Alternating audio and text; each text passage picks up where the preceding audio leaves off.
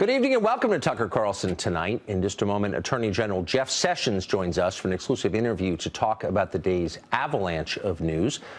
But first tonight, former National Security Advisor Michael Flynn has pleaded guilty to making false statements to the FBI. He's announced he is cooperating with Special Counsel Robert Mueller's ongoing investigation. Flynn admits he lied about the extent of the conversations he had with the Russian ambassador to Washington, Sergei Kislyak. Flynn is the first member of the Trump administration to be criminally charged in this investigation, so this is a major development. The question is, what exactly does it mean? Flynn has admitted taking money from an unfriendly foreign government, the Erdogan regime in Turkey, in order to influence American policy as the incoming national security advisor. If that's not illegal, it ought to be illegal. It's certainly a betrayal of trust and possibly a betrayal of this country's vital national interests. It's appalling behavior. It's also depressingly common in Washington, which may be why Flynn has not been prosecuted for it. It's so conventional, nobody considers it wrong, though it is wrong. But back to the charges that were actually filed today. Keep in mind that Mueller's probe began in order to investigate claims that Russia influenced the 2016 election, or even directly colluded with the Trump campaign in order to alter the outcome of that election. Flynn's guilty plea today does not prove that claim. In fact, it undercuts it. Flynn admits he lied about initiating contact with Kislyak last December. Check a calendar. That's a month after the November election. Too late to sink the Hillary campaign. There goes that theory. Instead, Flynn was apparently trying to promote U.S. interests. According to the indictment of him today, passed out by the Mueller people, he urged Russia not to overreact to sanctions implemented by the Obama administration, and he urged Russia also not to veto a UN resolution condemning Israel. By the way, that second effort failed. Now, you can debate whether it was a good idea or not for the Trump transition team to contact foreign representatives before formally taking power. Maybe it wasn't a good idea, but there certainly is precedent for it. In 2008, Barack Obama repeatedly had his surrogates meet with foreign officials. In 1980, Vice President-elect George H.W. Bush spoke with numerous ambassadors on Ronald Reagan's behalf. When Robert Mueller was first named special counsel, we warned, as many did, that these investigations rarely stay limited to their original purpose, and they frequently wind up entrapping people whose only crime is the false testimony they provide during the investigation. So far, nothing has happened to disprove that warning. If investigators can prove that the Trump campaign worked with Vladimir Putin in order to steal the 2016 election, by all means, prosecute. We'll be the first to cheer that on, to call for longer prison terms, because that's a crime. But this? So far, it's hard to know exactly how this makes America better. Robert Ray knows a lot about these kinds of investigations. He's a former federal prosecutor. He succeeded Ken Starr as the special counsel investigating the Clinton administration, and he joins us tonight. Mr. Ray, thanks for coming on. Thank you for having me. So, from what we know now, what is this about?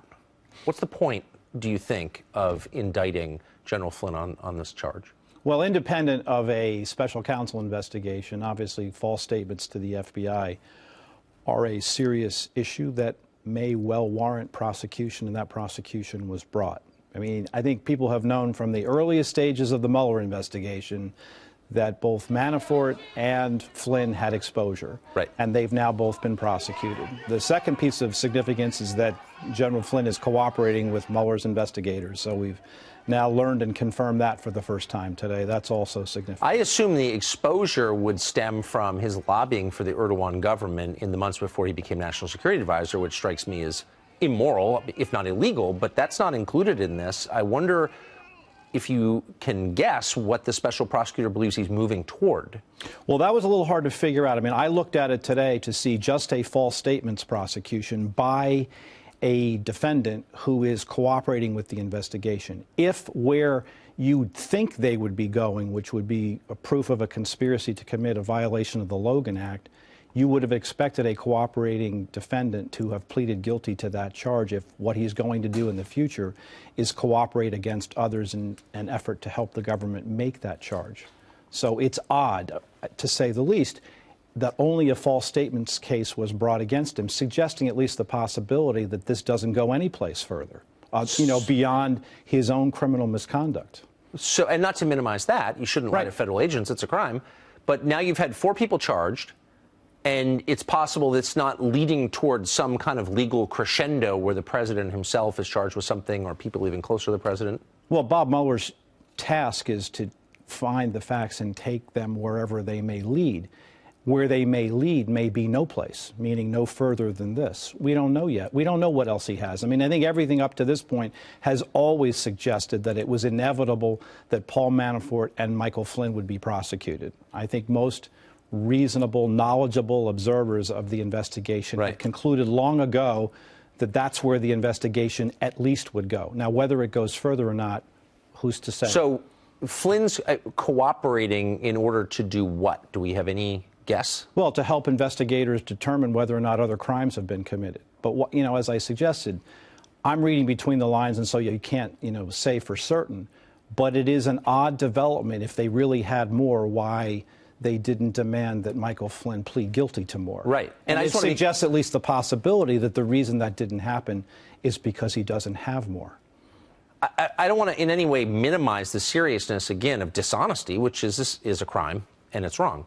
However, the rest of us have kind of assumed this was about collusion with the Russians in the 2016 election. That's certainly how a reasonable conclusion to draw. And the first question you always ask in an obstruction of justice or false statements investigation or charge is, what are they lying or obstructing justice for? Well, exactly. That's exactly it. And all of us assume that the point was they believed there was some conspiracy to subvert the election, but these charges, Mueller's description of them today, undercut that completely. It suggests at least the possibility that one of the reasons that he may have been lying was because, with regard to conduct that occurred in December during the transition, because it was a politically difficult thing to do, he didn't want to disclose to the public or to anybody else the fact that there, in fact, were contacts with Russian government officials. That doesn't mean that that makes it a crime. It just means that he was, covering up for the administration because he didn't think that it was appropriate to disclose that information. He didn't tell the truth about it.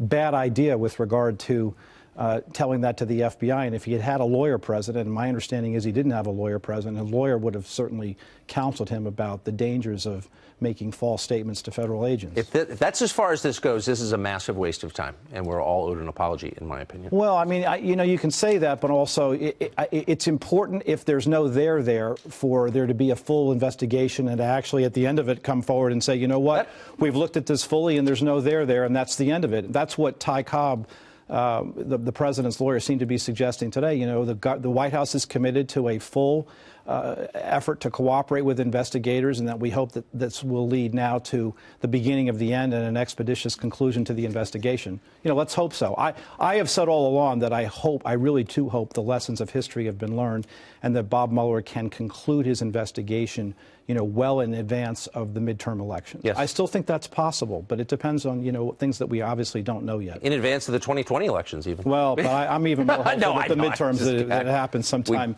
earlier rather than later next year. I think that's something to hope for. Mr. I thank you for coming. Thanks very much for having me. Appreciate it. Flynn's guilty plea is naturally big news for the president's own legal team. How will they respond to today's developments? Brad Blakeman is an attorney. He advised the Trump transition. He joins us tonight. So, Brad, how, if you're in the White House right now, do you respond to this news about General Flynn? You don't say anything. You let the investigation take its course. There's good news in this plea that was taken by Flynn, and that is what your guest alluded to, and you in the earlier segment, and that is that there doesn't seem to be any there with collusion, coercion, conspiracy with regard to the Trump campaign and the Russians trying to influence the election. There's no doubt the Russians tried, and they weren't successful in interfering with our election. The good news is it doesn't appear to be a conspiracy by a candidate or his campaign to help in that effort. Flynn, clearly a bad hiring decision to bring on General Flynn, who again was lobbying for the Turkish government at the time. But do you think within the White House they have any idea where this is going or what the point of the investigation is at this point? I don't think they know, but certainly Flynn was given a very good deal based on the information that he had proffered to the FBI. The question is who's next in the sights of the investigation. But, you know, if you follow it to its logical conclusion, I don't believe this is about collusion or conspiracy with the Russians now.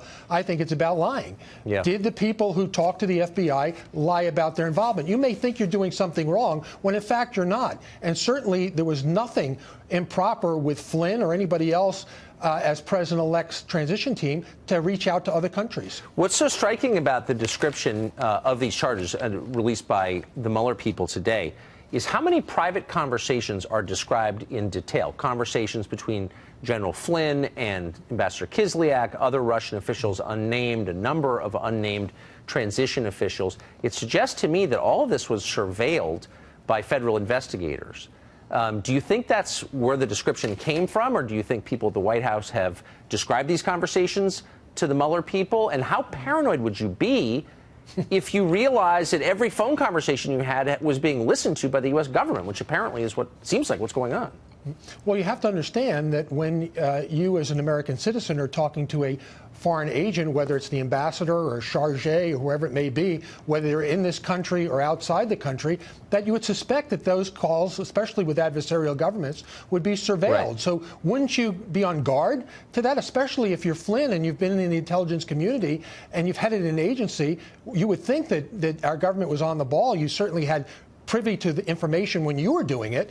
So there's no doubt that the FBI has chapter and verse on conversations that were had. So it makes it very easy for them to corroborate or to catch somebody telling something that's not true. No, I mean, you make a fair point. I mean, you ran an intel agency, but you speak freely to Kislyak, not knowing it's being recorded, and then you speak to the FBI without a lawyer. It's not very bright at all. But there are also a number of conversations described in some detail in this document between Flynn and people on the transition team, American citizens. Do you think those conversations were surveilled, or do you think those transition officials spoke to investigators?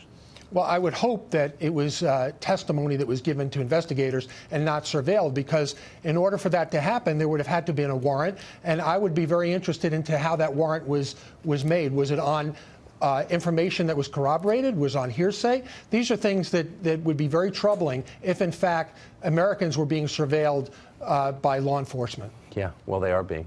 Brad, thank you very much. I appreciate it. It may not be as apocalyptic as a Terminator movie, but robots do seem to be taking over the country. Automation has already eliminated millions of middle-class manufacturing jobs. Fast food restaurants are experimenting with burger-making robots. Soon, self-driving cars could remove the livelihood for millions of American truck, taxi, and delivery drivers. What will the future look like when machines have made human workers obsolete? Former Dirty Jobs host Mike Rowe has thought about this quite a bit, and he joins us tonight on set. Hey, Mike. I don't know what you're talking about. So is this an, I mean, it feels like an ominous development, is it? Look, I'm neither a historian or an economist, but you know the Luddite Rebellion. Very well. Right. So 1820, Napoleonic Wars are over. Times are hard in England, and the weavers are upset because the looms are all the rage. Yes. And the looms are coming to take our jobs, and that was the meme, that was the trope, and then there was bloodshed. I think they hung a couple dozen of those guys by the time the dust settled. Yes. So from what I've read and from what I've seen, in some way, shape, or form, the robots have been coming since then. You know, from the cotton gin to our own industry. You know, we've talked about the displacement theory and the way that you know, that TV was going to destroy newspapers, and that cinema was going to end television, and how the internet was going to end cinema. It never really happens the way we think it's going to happen. So I guess because of the show I used to do, and because I'm running this foundation that's sort of work-centered, people ask me all the time if the robots are, not if they're coming, but when, and how bad is it going to be? Yeah, how bad is it going to be? Well, I don't know, but historically it's not going to be anywhere near as bad as we think. That's actually heartening. I'm an optimist. As a prediction. So one of the things that technology has unleashed is the internet and the ability for people anonymously to make claims that are untrue. Yeah. And among the many claims that are untrue on the internet is the male enhancement company that apparently stole your identity. Really? Yeah, really. I mean, not that I would know, not that they emailed me or anything, but you were a false version, and ersatz Mike Rowe was selling male enhancement products on the internet. With great success, apparently. There was a very, very detailed advertisement, along with a really detailed interview that never took place with me, okay, about my, as my father put it, my problems in the boudoir. This was brought to my attention through an email that my dad sent me, which he's like the town crier. He reads everything about me to my mother. He saw the ad and read the interview. And in the interview, I said that this new product that I had found made big changes. Big, bold changes for me. Transformed my life. Now, it's got my face, my name, and like 300 or 400 words in quotes from me, ostensibly, explaining how life was sad and disappointing until I got my hands on whatever this stuff was, Testomax, ate it, and then stand back. I don't know how big this thing gets, right? It was bananas. And so I had to explain to my mother and my father that the interview didn't take place, that I'm not a spokesman for a company that does this. And it was baffling because it wasn't just a fake ad. It was a fake ad that appeared on a fake page from Us Weekly. And it also appeared in a fake page from Sports Illustrated and Playboy. So what these companies do, you talk about fake news all the time. Obviously, that it is what it is, but fake advertising has always led the charge.